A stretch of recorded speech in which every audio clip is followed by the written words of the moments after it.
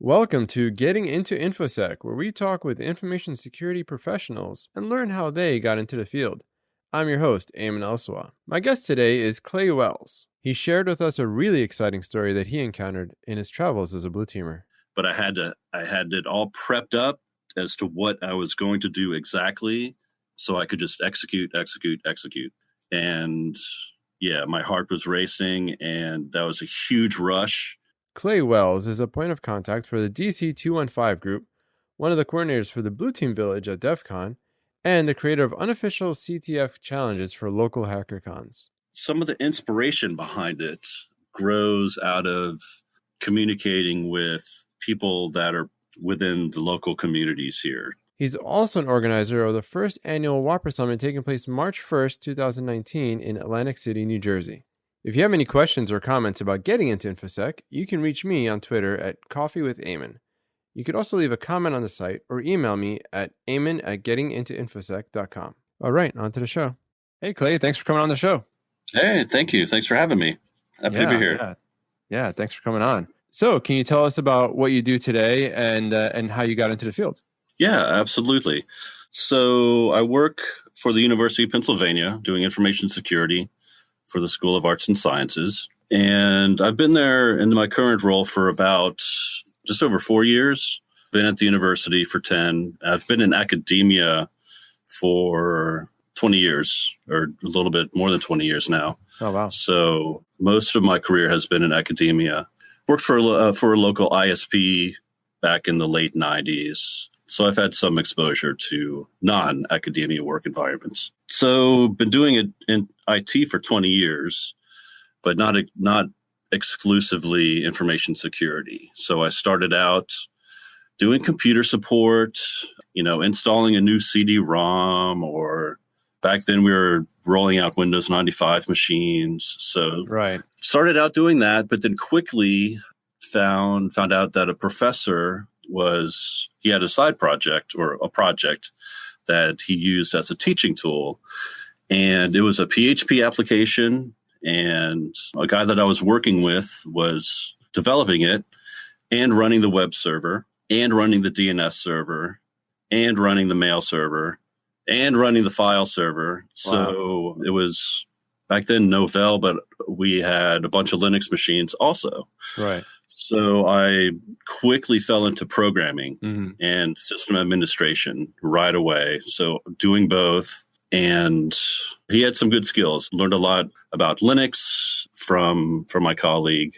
He'd show me stuff like, sniffing network packets and, look at all this plain text stuff going over the wire. And so right away, security was part of it, right? Nice. We had to worry about firewalls and those sorts of things. We were developing a web application, so we were, being mindful of how we were developing as well. So it was always sort of part of my role to some extent anyway. Right. Then I bounced around into a just programming exclusively role. And then I've held positions where I was just doing system administration. And of course, writing scripts and automating what I could. So I've done a lot of both. And it wasn't until about 8 or 9 years ago, where I started to focus on security. The position that I was in wasn't really a system admin role or a programmer role. I was doing other sorts of things, working with the SunGrid engine, helping researchers run their MATLAB jobs or R jobs, stuff like that. Yeah. At the university, there were, I found security groups. There was also a security reading group that I started going to. And that was cool. I learned a lot, and I started to meet people across campus. What's a security reading group like? Like, what was that about? So I lead that group now, which is nice. Kind of fell into that. But we alternate a technical book and a non-technical book. All in information security? Yeah, all on information security. That's awesome. So we just alternate back and forth. When the Verizon DBIR comes out, we'll talk about that. Nice. For 1 week. And we meet over once a week over lunch. And we'll just knock out like 50 to 75 pages, give or take. Okay. depending on the book, if it's a nonfiction, we'll usually go quicker. If it's like something like The Art of Memory Forensics, we'll go much slower and sort of take our time with it. Very thick. Yeah. And we try to do hands-on stuff when we can. Okay. When people have time to do it. So, yeah. So that's been a great learning experience and a great outlet. I noticed the reading list on your website. Pretty good amount of books there. Yeah. Is that what inspired it from the reading group, basically, that list as it goes on? Yeah, so I do maintain, or I try to maintain, a page for the reading group with all of the previous books we've read. Yeah, so I try to post some things there. I work with a small team, supervisor, project manager. We're with the Linux system administrators. For a while there, we had a co-op, a Drexel co-op. Mm-hmm. And so I would interview them, make a selection, bring them on, and they'd be with us for 6 months. Okay. So one thing that I did post was a little exercise. I think it was HPing or NPing. I think it was HPing. But the gist of it was to capture the TCP handshake. So it's a technical exercise. So for the candidates that came into interview, I'd mention that to them, if they were asking for more information, then I knew they would really be interested. So I throw that at them and see if they did anything with it. And the ones that did, of course, got ranked a little bit higher naturally. So that was part of the motivation also to have sort of small digestible posts, especially if there's any one thing I'm particularly doing for something at work, then maybe I can sort of roll that into a quick little post. How do people find out about your reading list on campus? And have you found that reading list to be helpful for some of your students that are trying to get into the field? Yeah, I think so. We'll send out blasts across campus. We use Slack. The IT staff uses Slack. So I'll make announcements there between books if we are coming up with a new book, and a mailing list. So we, use that to get the word out there. Is it mostly part of the computer science departments and engineering? Is that how we'd find out about it? Yeah, mostly IT staff. There are a few people over in the CIS department that they might be students. Yeah, mostly IT staff. Oh, okay, this is mostly an IT staff internal thing. Yes. Oh, I see. Yeah. Okay. Yeah. Not one for the greater demographics. Okay. Right. Okay. Yeah. Cool. So my limited knowledge of information security at a college, I understand that it's a little different. It might have changed now, but like it was a little different where a lot of times you had to be hands off. Yes, that's true. Yeah. Can you talk about where the freedom of data and students to be able to browse and things like that, and like how do you balance that? It's definitely a more open environment.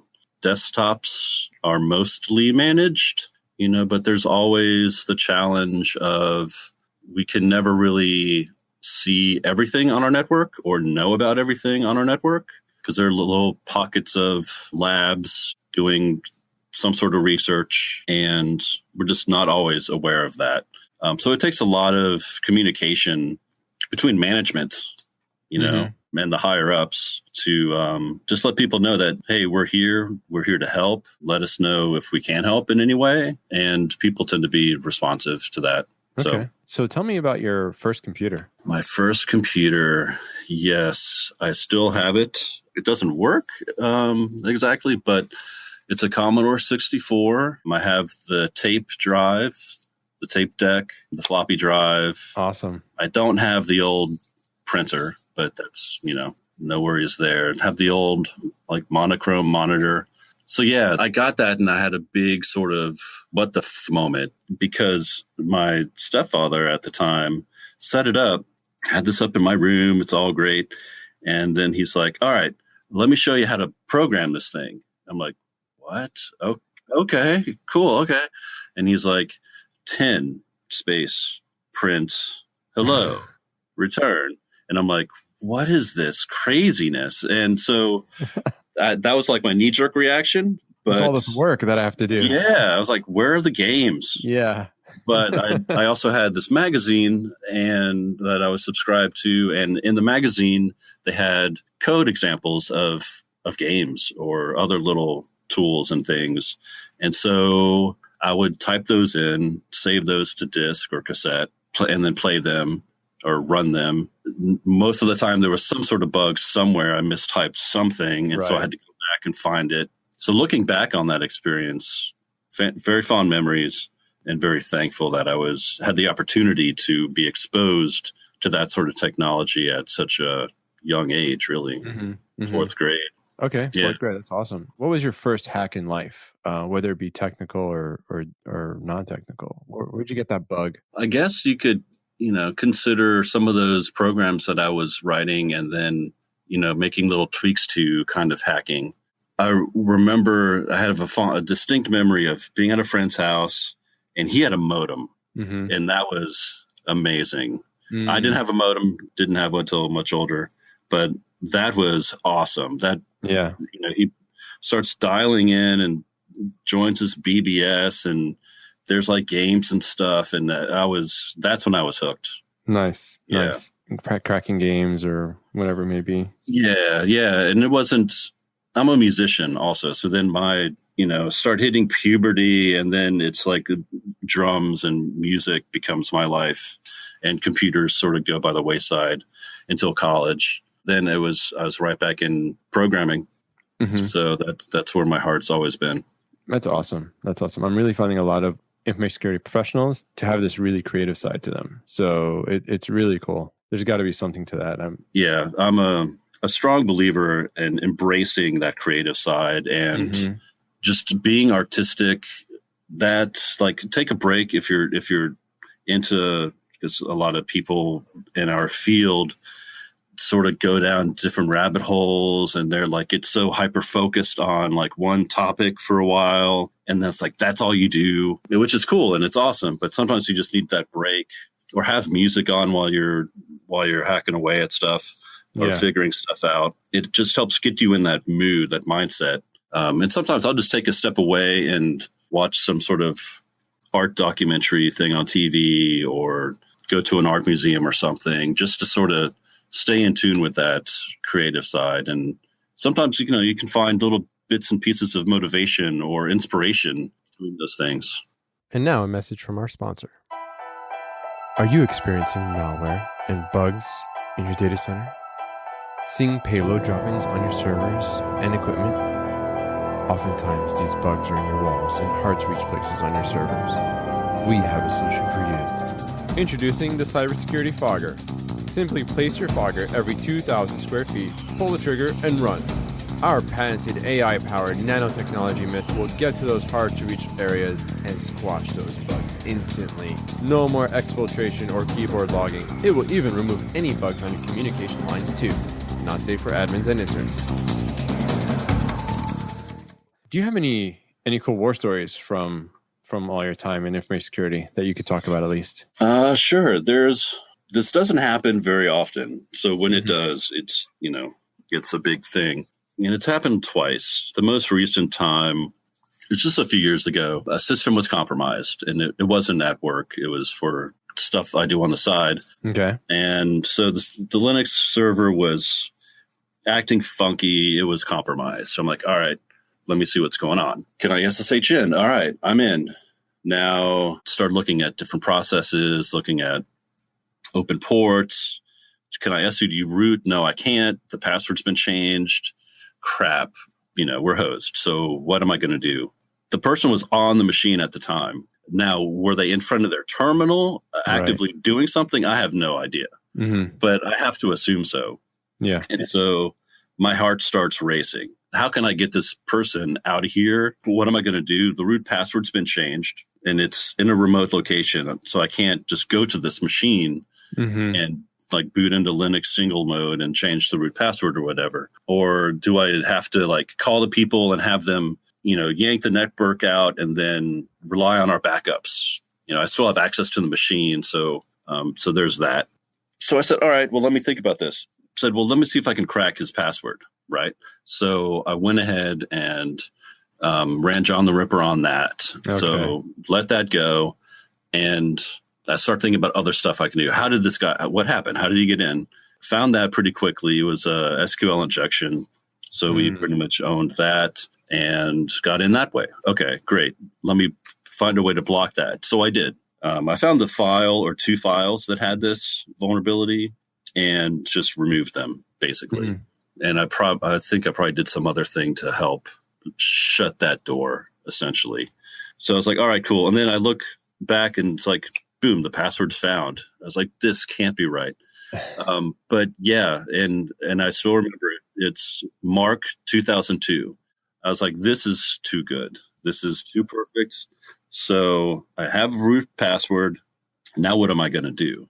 How can I SU to root, kick him out, change the password, make sure the door is locked, maybe apply some firewall rule or something, limit everything to my known IP.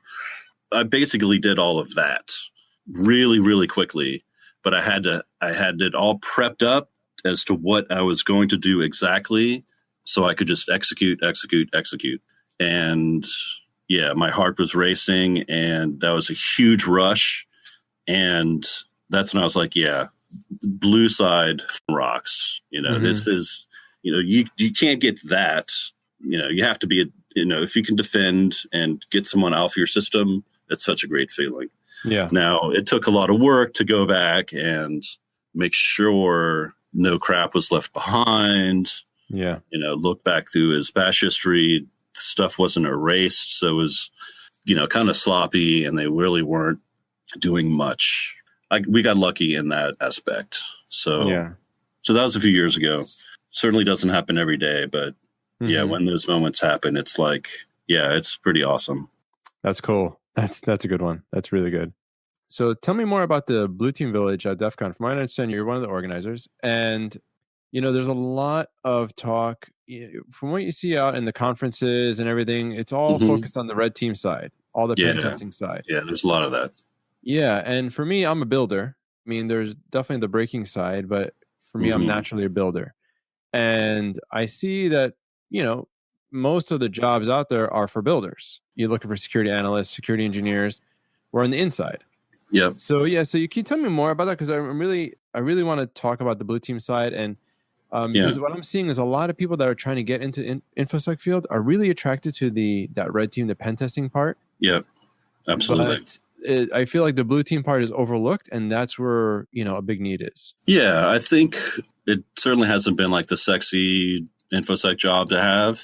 But yeah, that's what people want. There's a lot of defense work out there. And it's really awesome that there was talk on Twitter and one thing led to another. And before I know it, there's a Blue Team Village being organized. And that's awesome. Was the first at DEFCON. There's been some Blue Team elements there, quite a few over the years, but it's notorious for being a HackerCon, a red team, red team side event. So by no means was this like the first ever blue team thing, but a village dedicated to it. Yeah, that's pretty awesome. And a long time coming. And there's a lot of interest in it. And we had a lot of volunteers, which was awesome. We were pretty much just like, come on by, help out when you can, and just meet people and hang out and learn and share. And one of the great things about the village, aside from all the great talks and people, was the OpenSOC from Recon Infosec. They run a defensive or a blue team capture the flag. So we had them there, and they did a phenomenal job. So definitely go check them out. And they're at, as we're speaking, besides DC, if I'm not mistaken, that's where they are now. They're going to be back next year at DEFCON, Blue Team Village. Looking forward to that. They're going to have a lot of new things lined up. But that's how that works is there are different scenarios. And you start at the top if you want, and you could work your way down through that scenario. And as you go along, it gets more complicated and more points for each of the challenges. And it utilizes different tools. So there's packet stuff, there's Graylog was used, and what else? Kibana. There were a few others, but they all do sort of different things on the forensic side of things. And having exposure to all those different tools, and they're all free and open source software, that alone is a great experience. I wasn't aware of half of those tools, and I had certainly never used them. So that was great to be able to kick the tires on that as we were setting up the night before. Yeah, it's pretty cool. The resources page on the Blue Team Village at blueteamvillage.org is chock full of links. Yes. That's pretty cool. Yes, we reached out to the community, people that were interested in helping out, and just blasted them to send us all the tools you find useful. And so we just compiled the list that way.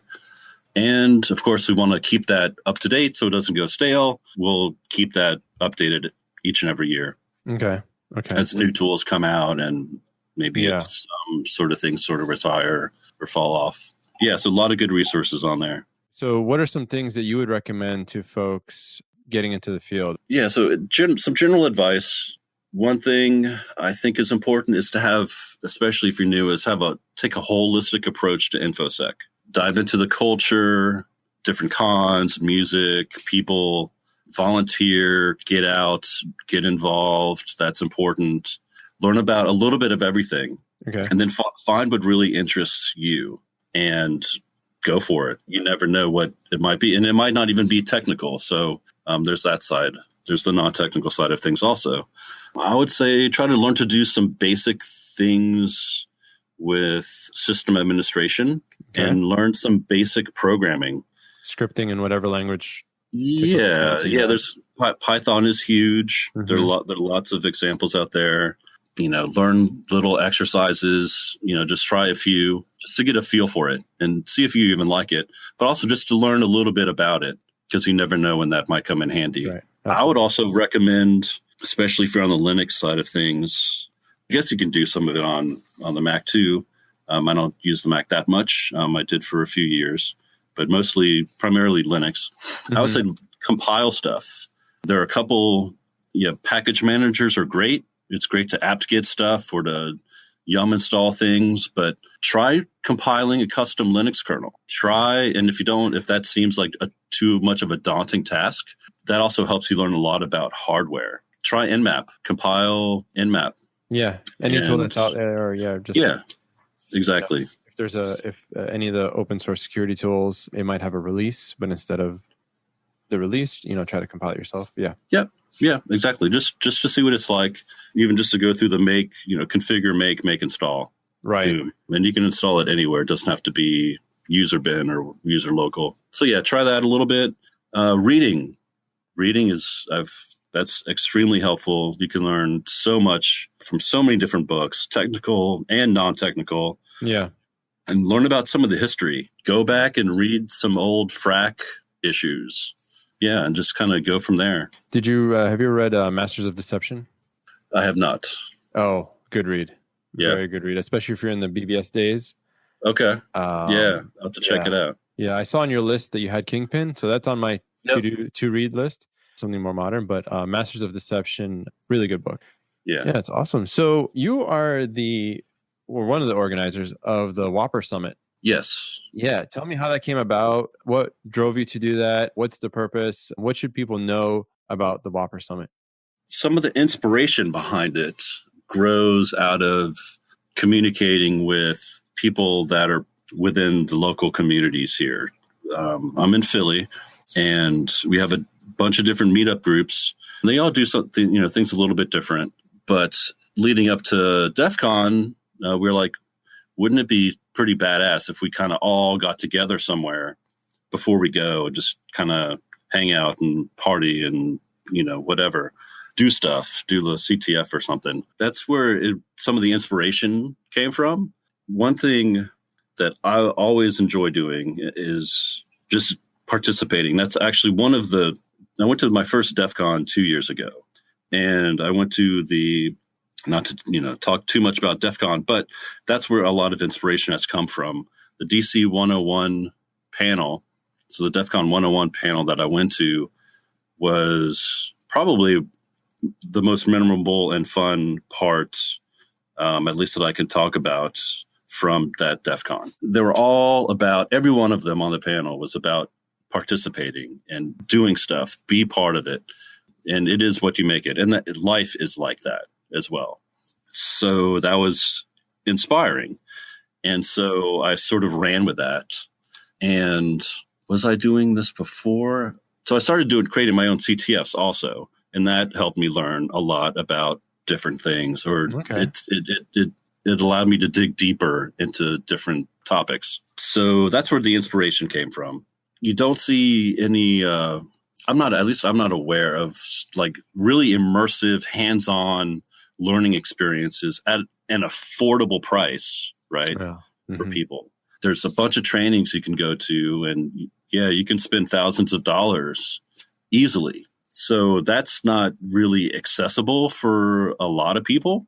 And I'm in academia, so, I tend to be around a lot of students. And so I see this, how do they get into it? Well, yeah, you could go to this training and spend $5,000, but wait till let your employer do that for you. Wouldn't it be nice if there was something, conferences or trainings that had primarily workshops and hands-on things to do that you can really go and learn and sink your teeth into different topics without spending a whole bunch of money? So that was part of the motivation as well.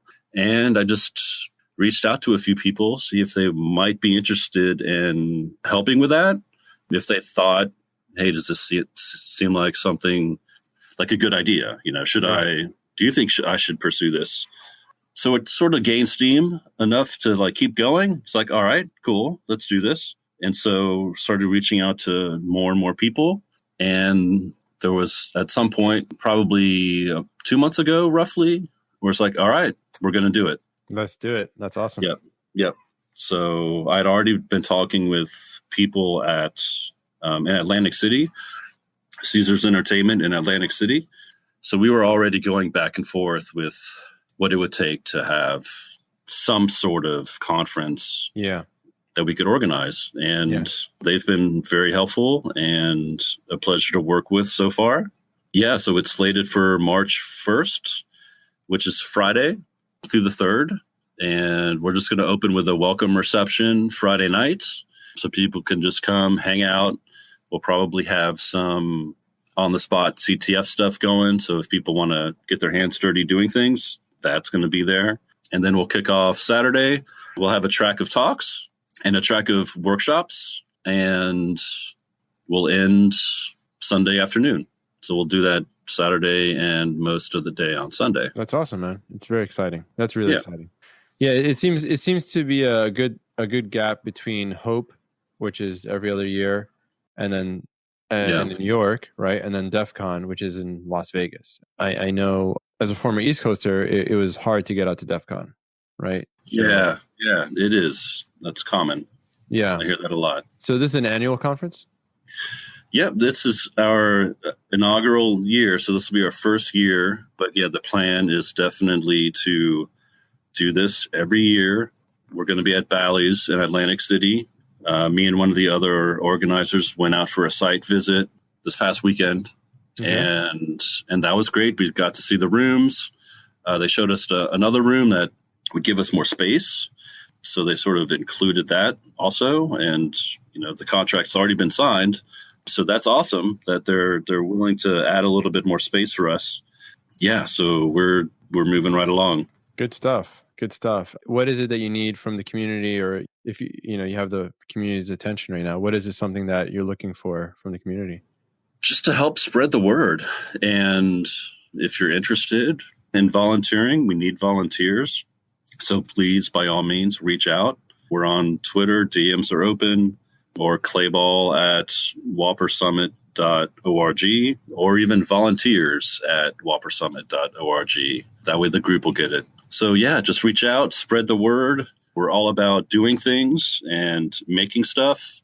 We're also focusing not just on like red team hacking stuff or blue team stuff, but hardware and hardware security.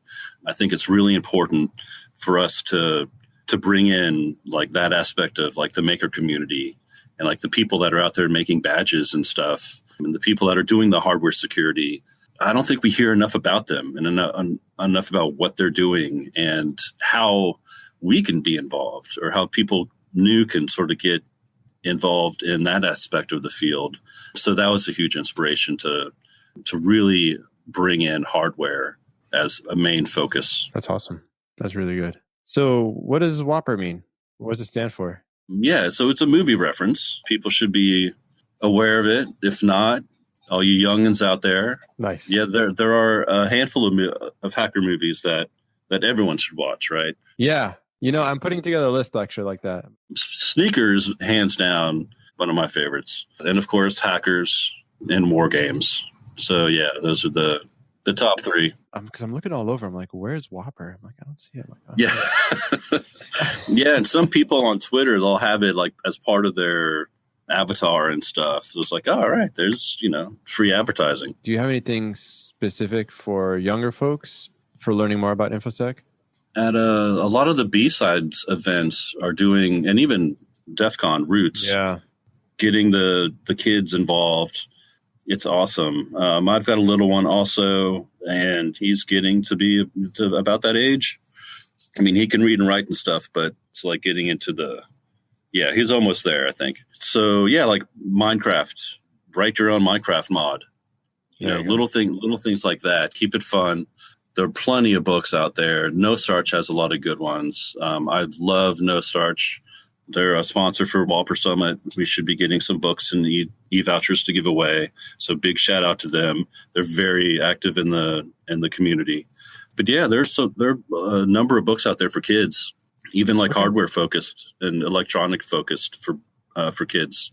Yeah, I know my son has a computer club thing, but yeah, it would be nice if there's some sort of outreach with like community groups, whether it be like Boy Scouts or Girl Scouts or any sort of after school activities, just to get them exposed to information security. And they're the ones that, especially with privacy, like they need to be aware of what things are like in perspective to what they were like 10 years ago. And of course, I don't think they're going to get that until they're older, and maybe even not until they're in their 20s.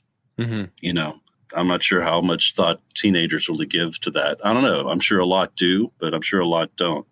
Just like society. Yeah. My wife doesn't care if the NSA is watching her through her camera. Like, she's like, whatever. They're not doing that. I've got nothing to hide. And it's just like, oh no, let's just stop talking. Let's stop talking. So yeah, any exposure to online privacy and safety, is important. And just trying to get that out to the kids. Yeah, I mean, I think we're doing it little by little, but it's important. What about sponsors? Do you guys need any sponsors? How's that going? Yes, absolutely. No Starch has been awesome, and they're sponsoring us with in-kind gifts of books and e-vouchers. But we do need sponsors. We're a first-time conference, so I know it might be a challenge for us to get. But yeah, any sort of sponsorship or donations at all are greatly appreciated. You could just go and donate $20. I mean, every little bit helps, because we do have to cover costs. Yeah. What are some incentives for companies for their sponsorship? Like, what are some, maybe we could talk about the prospectus in podcast format. Yeah, absolutely. So we have 3 different levels, if I remember correctly. It's been a while since I looked at it. It's from like very basic, like less than $500. We'll shout out on social media, a post on our website, a logo on our website. You can even have a table set up for larger sponsorship. You can have a table. Do you guys have a vendor area? We could. So we have a large room that is just a big social room. We'll have music and stuff going on there. Contests. BSEC Lab is one of the contests. She's awesome. And I think she's like 11 or 12. Her father's part of a local Defcon group. So yeah, we're thrilled to have them. So yeah, we could set up some vendor tables in there. Then we have 2 or 3 breakout rooms that are just off of that big room. Okay.